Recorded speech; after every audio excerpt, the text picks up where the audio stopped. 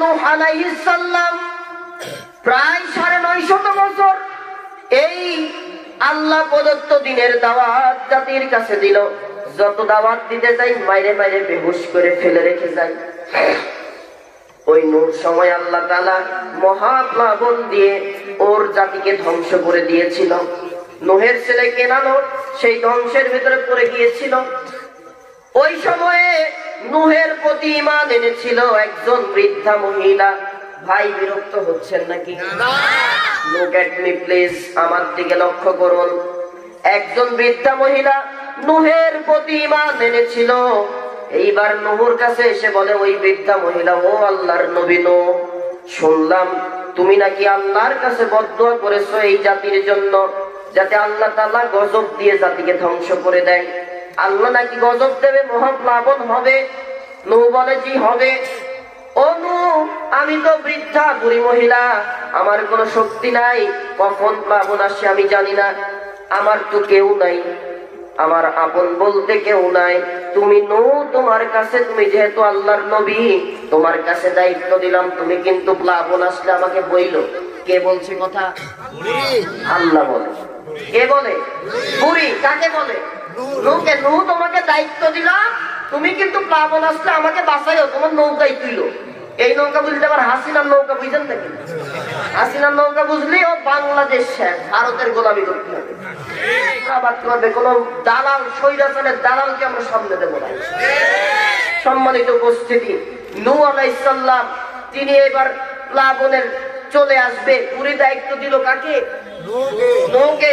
প্লাবন আসতে বাঁচাইও। কষ্ট পাচ্ছেন নাকি ভাই? বিরক্ত হচ্ছেন না তো? ভাঙা কণ্ঠে আর কতটুকু বলবো, চেষ্টা করছে আল্লাহ যতটুকু বলাচ্ছেন। এইবার নূহ আলাইহিস সালামকে আশ্বাস নিয়ে বুড়ি বাড়ি চলে গেছে।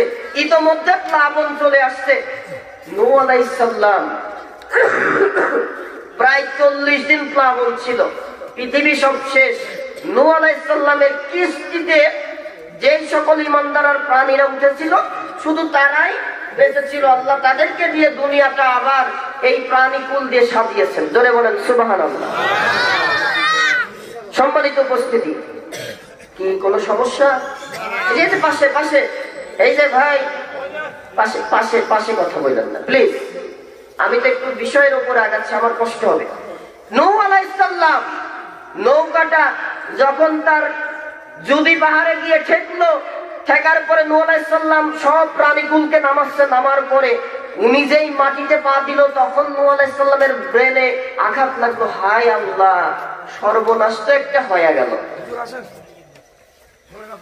কই কি হলো? নূহ আলাইহিস সালাম বলে, ঈমান এনেছিল এক বৃদ্ধা মহিলা, প্লাবনের আগে বলছিল নূহ কখন আসবে আমি জানি না, কানে শুনি কম, চোখে দেখি বেশি নাকি?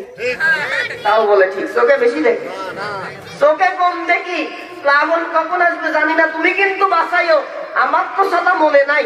বুড়ি কি মরে গেল, আল্লাহর কাছে কি জবাব দেবো? বুড়ির বাড়ি কোথায় এখন তার দিক ঠিক নাই। কোন একটা নিশানা করে বেচারা নূহ আলাইহিস সালাম ছোটা শুরু করলেন। ছুটতে ছুটতে যায়, দেখে বুড়ির যেখানে ঘর ছিল একটা ছোট্ট খড়ের ছাউনি, ওই ঘরটা ওই রকমই আছে। এই কয়জন সুবহানাল্লাহর পেছনে কি নাউজুবিল্লাহ নাকি? জোরে কোন সুবহানাল্লাহ। মহাপ্লাবন মানে পৃথিবী শেষ। ওই কিস্তি থেকে যারা নামছে তাদের দিয়ে পৃথিবী তৈরি হবে। কিন্তু একজন বৃদ্ধা ঈমানদার মহিলা, ওই যে আল্লাহ তাআলা বললেন আনি ইবুদুল্লাহ ওয়া আত্তাকুহু ওয়া আতিউন, তোমরা আল্লাহর ইবাদত করো, তাকে ভয় করো এবং আনুগত্য করো। আল্লাহর আনুগত্যের ইবাদত করলে কি হয় এটার প্রমাণের জন্য আমি বলছি। নূহ আলাইহিস সালাম বাড়িতে যেয়ে বলে, বুড়িমা আসেন। বাড়ি থেকে বুড়ি উঠলা হাতে করে বেড়াই, বলছে নূহ তুমি কি এসেছো আল্লাহর নবী নূহ? এই দেখো আমি রেডি আছি, চলো তোমার কিস্তিতে উঠবো। সুবহানাল্লাহ। আরেকটু আসছে কই, কষ্ট হবে, বুঝতে পেরেছি। আওয়াজটা শোনেন, এরপরে কালকে সকালের নাস্তার পর সুবহানাল্লাহ ভাইয়া। নূহ আলাইহিস সালাম সেজদায় পড়ে গেলেন, যে বলে আল্লাহ এই খেলাটা কি হচ্ছে? আল্লাহ রাব্বুল আলামিন নূহ আলাইহিস সালামকে বলে, ওরে নূহ তুমি তো নবী, যদিও তুমি মানুষ, মানবিক কারণে হয়তো তুমি তোমার একজন উম্মতের কথা ভুলে গিয়েছো। কিন্তু আমার একজন বান্দা না খেয়ে কষ্ট করবে, যাই করুক না কেন আমি আল্লাহ তাআলার প্রতি যারা ঈমান আনে তাদেরকে আমি আল্লাহ তাআলা কখনো ভুলি না। ও নূহ, তুমি এই বৃদ্ধা বুড়ির কথা ভুলে গিয়েছো, কিন্তু এই বৃদ্ধা বুড়ি তো তোমার প্রতি আমার প্রতি ঈমান এনেছে, একে বাঁচানোর দায়িত্ব আমি আল্লাহ রব্বুল আলামিন আরশে মহল্লা থেকে নিজে দায়িত্ব পালন করেছি। কোন সুবহানাল্লাহ, আরো জোরে সুবহানাল্লাহ। কি জন্য বাঁচালেন? বুড়ি ঈমান আনছে কার উপরে? গোলামি করেছে কার?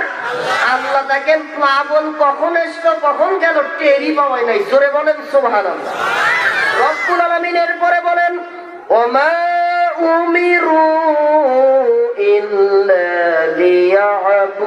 লিয়াবুদুল্লাহা মুখলিসিনা লাহুদ্দিন হুনাফা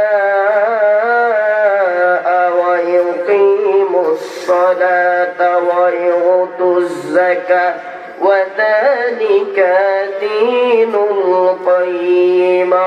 আল্লাহু আকবার। সূরা বাইয়ানার 5 নম্বর আয়াতে কারিমা নাযিল করে আল্লাহ বলেন, আর তাদেরকে নির্দেশ দেওয়া হয়েছিল, আহলে কিতাব যারা ছিল তাদেরকে নির্দেশ দেওয়া হয়েছিল তারা যেন আল্লাহর ইবাদত করে, তার জন্যই দিনকে একনিষ্ঠ করে নাই, তার দেওয়া দিনকে একনিষ্ঠ করে নাই, সালাত কায়েম করে এবং যাকাত দেয়, আর এটাই হলো সঠিক দিন। আল্লাহ তাআলা বলেন ফালিয়াবুদু রাব্ব হাযাল বাইত। আল্লাহু আকবার। তোমার রব আদেশ করছেন, অতএব যেন তোমরা এই গৃহের মালিককে, এই বাইয়ের দ্বারা বাইতুল্লাহকে বোঝানো হয়েছে, কাবা ঘরের মালিককে, এই মসজিদের মালিককে, এই মসজিদের যত আবেদ আছে মুসল্লি আছে প্রত্যেককে আল্লাহ তাআলা বলছেন তোমার ওই রবের ইবাদত করো। সুবহানাল্লাহ।